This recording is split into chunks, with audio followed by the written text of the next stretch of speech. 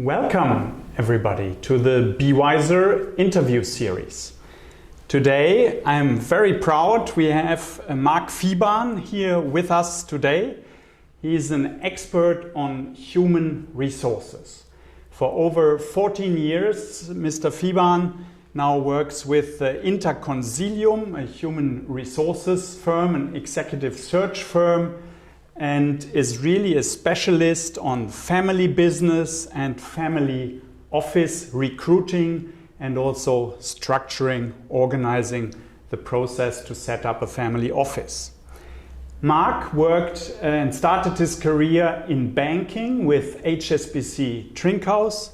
He then worked in strategy consulting for McKinsey, and I just found out he even started his own fintech earlier, so taking similar videos and a YouTube channel, I think you said, like we do now in BeeWyzer, so a specialist on all of these areas. Welcome, Marc Viebahn. What is the specialty? Why do you really focus on family office and family business? What is so attractive for you in this special market? First of all, thank you for having me. It's a great pleasure to be here. I, for myself, think family office and family business in general is interesting, is challenging, is a very complex matter. You have the family, you have their targets, you have the capital market on the other side, and you have a family which tries to connect to these capital markets. You have this emotional family, and then you have this more or less not unemotional capital markets, but the financial and the emotional issues, is it? Yeah. And to bringing these two together with a family officer, with a family office is quite interesting and challenging. There's no family office like any other, and there is no source for family offices. You have to be creative, and at the end you can leave really impact. At McKinsey we always wanted to have impact, and I'm trying to achieve impact through bringing the right people to the right place and making this match with a family in the family business and the family office is quite interesting, challenging and rewarding. So thank you for coming. So let us dive deeper into the subject now and create an impact, as you say, through finding and setting up the right human resources for your effort in the family office or the family business. I'll do my very best. Let's dive deeper. Thank you. Okay.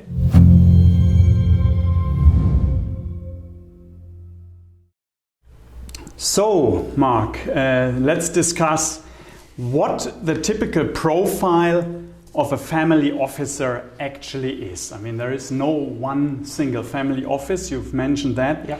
And very often the family officer is supposed to be the jack of all trades. So he should be great in everything, right, in the diversity of all the issues. But how would you describe it? What is the typical profile or even the job description of a family officer? How would you approach that subject? As you said, there is no one size fits all. But when I think about a family officer, I think about three different roles.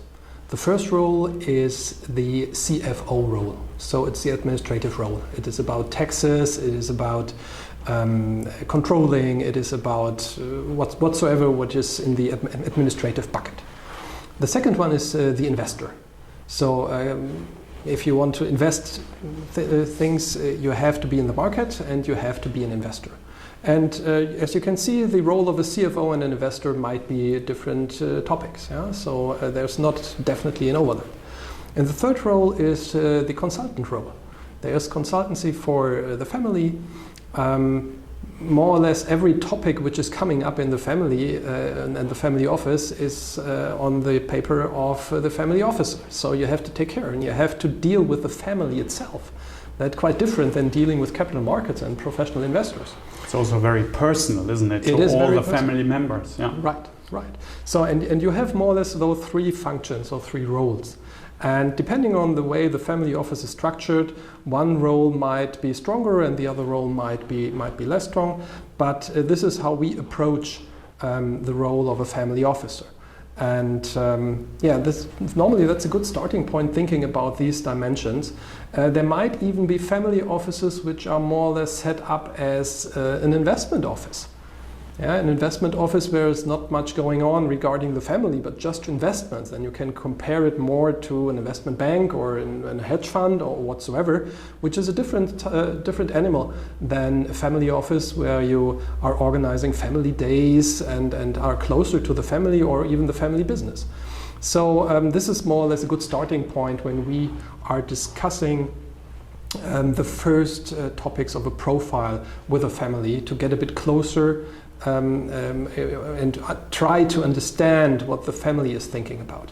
And I think you mentioned it, but it really depends on what the family office is actually doing, whether or not it's a financial family office doing asset management, right, or whether or not it's a family office doing private equity or real estate, or even mainly concierge services. So the profile obviously depends, but then I guess what we are talking about is the head of the family office. Right. So the guy or girl who organizes the whole setup for the family. Would that be right? Or? Yeah, that would be right. And from my perspective, we have two different situations we are starting.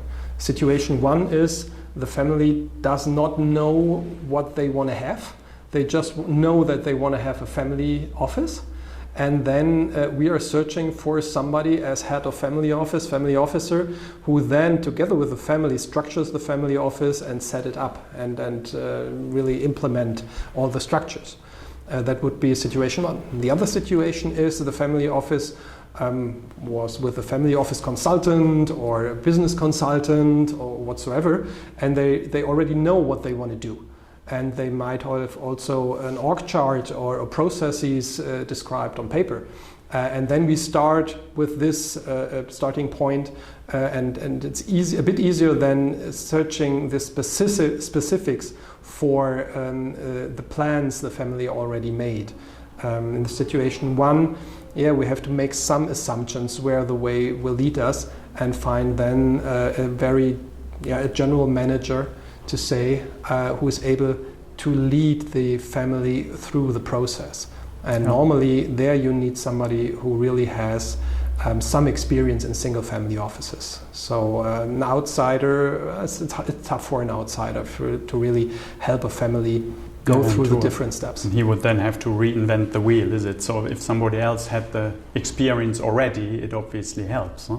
Of course, but the market for family officers is quite small. I mean, if a family officer is happy, if the family is happy, that's a lifetime job. And they don't really go from one to the other every kind of 2 or 3 years like in banks, huh? Not 2 to 3 years, hopefully not. But there are certain natural breakpoints. At least, in the last couple of years, we saw a generational shift within the family. And this generational shift sometimes causes the next gen thinking about, is the family officer we already have, the family officer who worked for my father or my grandfather or mother, is that the correct family officer for me and my generation? And so as the family office market grows, at least here in Europe and Germany, we see more lateral changes from one family office to the other family office. Yeah. Is it comparable to banking? No, not at all. But it's developing. And you rightly describe as also a succession issue, not only within the wealth owner passing the wealth to the next generation, but also with the family officer, obviously. Right. Yeah? I mean, would you agree that in the old days, the typical patriarchal entrepreneur really took his trusted friend, probably a lawyer or the tax consultant, as his family officer typically, or the treasurer very often in the company? And now the next gens, they surely also rely on trust, on a trusted person, but do they look more at expert advice in certain fields and not so much the trusted generalist, but more the trusted expert in in the core field of the family office. Would that describe the situation correctly? Or? Yeah, I would say you described it quite correctly. In the old days, there was a gradual shift from embedded family offices. So there is, within the family business, there is somebody who takes care of the taxes of the business, and then this person is taking care of the taxes of the family. And when a family office is started, this person is then shifting from the family business to the family office. I would describe the situation right now as a gradual and continuously professionalization of family offices. The next gen normally has a clearer point of view in terms of investing. What I see is that the older generation, for them, money and wealth is more the outcome of an operational company and the family business, and those proceeds have to be invested somehow. But the next generation, they are thinking more about what to invest, how to invest. Purpose is a very important topic for these also, but they are more used to investing and professionally investing. They know the terms from alpha to beta products, exchange traded funds, etc., etc. They grew up with that. That's one part. The other part is that I would say from the great financial crisis to the mid of last century, we more or less did only startups, family office foundings, family offices. In the last couple of years, the generation shift is also happening on the family officer. We had then successions for the family officer, and sometimes in parallel successions within the family. Yeah. So these are the large trends we are seeing right now. Great, yeah, absolutely. Now, how about the typical, if there are any typical characteristics for a good family officer? I know you wrote a paper which is on your website, is available on your website, about all the characteristics from fairness to trustworthiness, and this is the paper you have in front of you. Yep. So what would be those characteristics? How would you describe that? Well, I mean, from general feeling, you always say, it must be trustworthy, must be intelligent, and all this stuff. I asked myself 2 or 3 years ago, can we grab this more or less feeling and put it into some more quantitative form? And I took an established psychometric test model, the Hexaco model, and I asked 50 family officers, which I, from my personal point of view, think are good family officers, so a good example of the family officer in general. And I asked them to do this psychometric test. And it turns out that there are some significant differences between the overall people of a country and the family officer. And you would expect most of these, but now you have really quantitative data to really show that's it. Of course, fairness, greed avoidance should be part of any personality of a family officer. Especially if you are trusted with possibly a huge volume of wealth. Yeah, so sure. Of course, of course. Fearfulness, kind of interesting. Fearfulness, anxiety, of course, they are less fearful as the overall population. Yeah, you have to make decisions. Yeah, you have to stick to your decisions, etc. You have to be independent. An independent thinker. Of course, you are employed with a family. Yeah, so you're not financially independent, but you have to be mentally independent. The family officer at the end has to accept the decision of the family, but the family officer must always have the guts to say, I have a different opinion. Well, that makes a good family officer, isn't it? I mean, we don't want to discuss this now, but the principal agent conflict, which all of you in the BeeWyzer Masterclass will stumble across in academic literature, but it's exactly what you say. So to some extent he has to execute what the family wants, but on the other hand he has to have the guts, the trust and the power to actually voice his concern if there is a serious issue. That's exactly right. That's exactly right.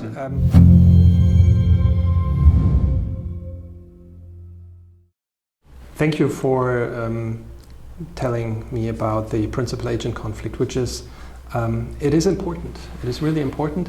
However, I like more the stewardship concept and the stewardship theory, which states that there is not necessarily a difference between the interests of the steward and the family.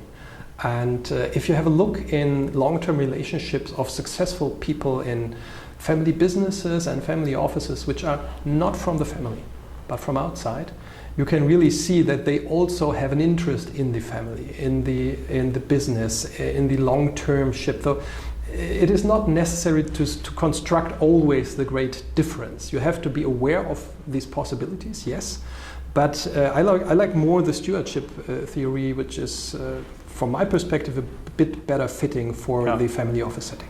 And you already mentioned one other key word, long-term partnership. So, I mean, apart from the characteristic of the family officer to have to manage complexity generally with lots of different issues in the family office, how can a family and a wealth owner ensure a long-term partnership, ideally with his family officer, so that you don't want to end up changing them every other year? You know, obviously that wouldn't work. How can that be achieved? Well, first of all, you have to make sure that you have a good fit. The chemistry has to fit. And you did all that research, so there's a lot of research that supports this. Huh? But well, you have the technical skills, and you have the personality skills. This is in the area of the family officer or the candidate for the family officer. But you have this chemistry fit. So those two parties have to fit together. This is a kind of different story. So there you have to have shared values, for example.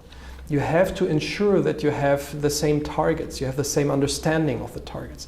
And if you have the same understanding of the targets and the value and behavior, then you have the foundation of very long history of working together.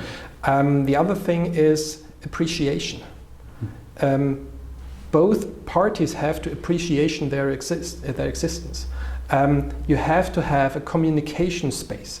You have to have the openness to communicate all the time, even in tough times, even if you don't like the decisions, etc., etc. If you want to work for a very long time successfully in a family office, you have to have this communication channel open. We say that very often in the BeeWyzer Masterclass, that communication is key. Of course. But not only within the family, but also with and from the family officer. So. Name the elephant on the table. If there is an elephant, name the elephant on the table. It always helps. Communication always helps. So the long-term fit and long-term partnership can exist when the personal characteristics of the person come together with a good know-how base. So it's the knowledge and the know-how together with the right personality, and then the fit with the family or the single wealth owner, whatever it may be. So these would be the key criteria, I guess. Correct. Yeah, well, there are some additional success factors. You have to have a good governance. You have to have a professional way of dealing with each other, of course. But I would say the personality and the fit with the family are the most important topics. Maybe one more thing on this long-term partnership. Do you see the ideal family officer more as a service provider or as an entrepreneur in himself? I mean, you know, it can be both, obviously, but in a way. But you know, if he or she is too much of an entrepreneur, then it can collide very quickly with another entrepreneurial character. On the other hand, if you are too much of a passive service provider, that may also be criticized. But how would you see that difference? It always depends. Some families would like to do nothing. Yeah, they need somebody who is doing the entrepreneurial decisions, and then you need a more entrepreneurial thinker. Other families want to be active and want to decide at the end what is invested in, for example, and then you need more a service provider. It really always depends. And it's the profiling, I guess, in the beginning. Is it when you search that what does the family want, really? Exactly. It's kind of funny. Very often, some very good entrepreneurs who are searching for a family officer tell me, I would like to have an entrepreneurial thinker and actor, a real entrepreneur. I need this guy. And I say, you are an entrepreneur. Can you stand another entrepreneur within your family office? It is not that easy. Maybe not. Are you ready for accepting a real entrepreneur within the family office? That comes back to true and honest human issues in the combination. Yeah, you have to be honest to yourself and open to yourself and be very clear what you really want to have. And having a good profile is always great for searching someone. But at the end, it always comes back to people. And I try to provide a couple of different personalities for the families I'm working for. And with people who are sitting there and have their personality and asking questions, and those guys, they know what they are worth, and they don't have to go to any family, and they are risking a part of their career, and they are really doing their own due diligence over the family. And you learn so much more of what you really want when you're discussing topics with potential candidates. It's way more important than the profile. Of course, you need a profile to find a way. Are we going north, east, south, west? Of course. But let's look at another issue, but maybe very briefly, remuneration. What would be the typical, or what would be a good way to approach an ideal remuneration package between salary, bonuses, other components, co-investments, and how can the family, in the interest of the wealth and the stewardship aspect, how can the interests with the family officer and the family be best aligned? Yeah, it depends on whom you want to get for the family office. If you want to have somebody who has experience in private equity or venture, you have to have some carry construct or some co-investment. Otherwise, you cannot get experienced person. It's like the typical, I've had that myself, where families want to do more direct investment and then want to employ a family officer from a private equity house, an investment manager maybe from a private equity house, and they are used to certain packages. So you are addressing that issue. At the end, you have a market. There's a market for good people out there, and if you would like to attract some of these people from a very specific situation, you have to play the game with them. So, but in general, I get these questions quite a lot, and it also depends on who is really deciding at the end. If the family wants to have the last vote, and if that they want to decide at the end, you cannot remunerate the family officer by the yield or by the risk. That's a very good point, because he or she may be suggesting good investments. The family then declines. And so how do you make the family officer reliable for it? Yeah. Or vice versa. Both things happen. And even if you really decide that the family officer can decide and that you can attribute the return to the family officer, you really have the problem, can you really measure it? And how much do you want to invest to really measure it? Performance attribution is not that easy. Is it risk-based? Is it not risk-based? Is it benchmark-based? Which benchmark? How to measure it? So most of the family offices I'm working with who are starting a family office decide either that they have a total compensation which is fixed, because at the end I cannot measure it and I would like to have the last vote. And let's keep it simple. Let's keep it simple.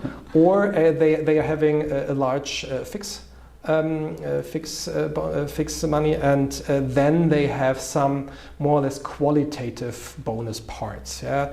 Do you have a document management system? Do you have tax structure implemented? Whatsoever. So you have some quality goals where you can check at the end of the year that did it happen or not. So these are more or less the situations I see most.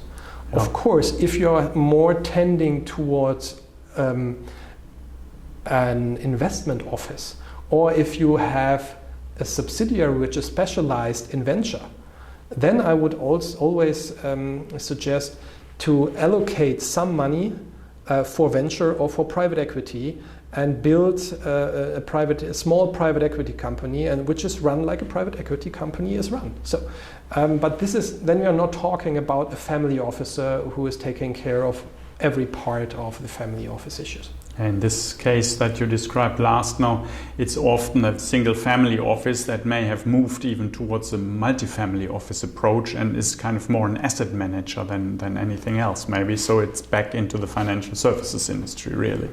Right. But maybe just very briefly from my point of view, as I now work in a single family office, what is really interesting, I think, is the co-investment approach. That, you know, once we, with the family office, the single family office, invest in a fund, because the tickets are too high, I cannot ever invest myself. But if I then enable, or if we then enable a small ticket as a co-investment, you know, that can be really interesting, because then you have skin in the game as the family officer, you participate, you have the access to that particular investment which you otherwise wouldn't have.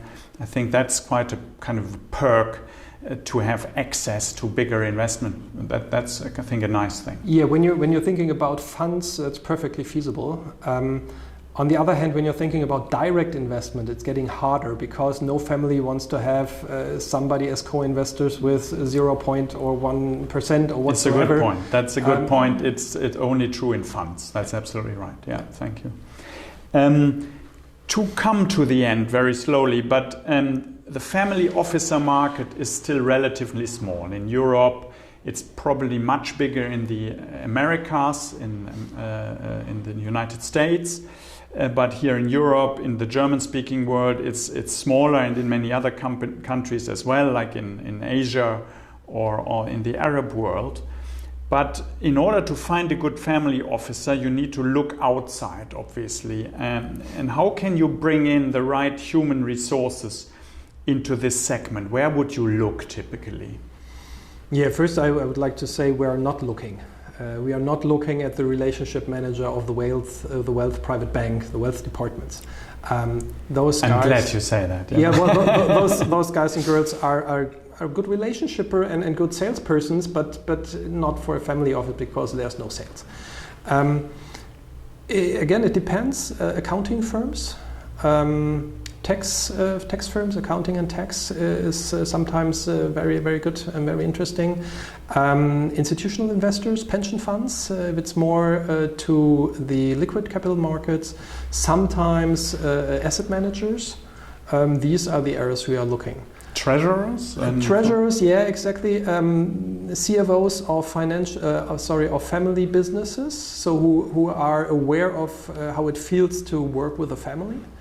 And who are more coming back to the three roles I described, very strong in the CFO part. However, it really helps to have some knowledge of capital markets.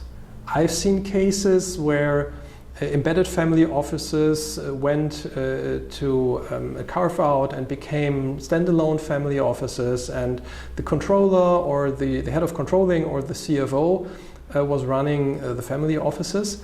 They had not a particular knowledge of the capital markets, and that's a tough one. It is a different world. Even if it's not the family officer, you have to have somebody in the family office who is aware of how capital markets work, what is paid, how the transaction and the fee structures work. Yeah, the ins and outs of the deal. Exactly. So when I think about the optimal family office, if I could choose, I would have two hats: a CIO, Chief Investment Officer, and a COO, who's taking part of taxes controlling, and so you have checks and balances, and it is easier to find a good COO and a good CIO than it is to find somebody who embodies these whole different functions in one person. Or even a good kind of controller type person or something in the background that covers the back office type stuff. Yeah. Very helpful, very good, thank you. Imagine you are a youngish, next gen, inherited a lot of wealth, and you have no idea how to go about this all. What would be your kind of final recommendation? How do you get started? I mean, I was at your university at EBS the other day, and there were actually 2 young ladies that are in this position. So, you know, if you don't have anybody in the industry, and have no idea how to start your family office, what would be your recommendation? How do you get started? You mean beside calling me? Sure. Well, I would suggest sit down with the family and think about what you want to achieve, what is important to you, and write down some focus points. What do you want to do? What you don't want to do? So some limitations, and then I would suggest try to find some people in other family offices where you could discuss this from principal to principal. From my perspective, a lot of family office principals are happy to share their stories based on eye to eye. And then you can try to learn from their experience and try to think about, is that feasible for us or not? I would suggest getting in contact, talking a lot, asking your bank if they can make a connection, or your lawyer if he or she knows somebody to talk to, and try to build your own picture gradually. Don't start just an incident, and then after a year or 2 you see that you're going in the wrong direction. Take your time at the beginning. Sure, and whilst the human resources is an extremely important, maybe the most important part of setting up your wealth structure, but it's only one part of everything else. You know, what is your investment policy? Do you need a single family office or not? You know, so that's the other things that everybody learns in the BeeWyzer Masterclass. Sure. So thank you very much, Marc. Marc Viebahn from Interconsilium, a real specialist, as we've seen, on human resources and executive search for family offices and family businesses.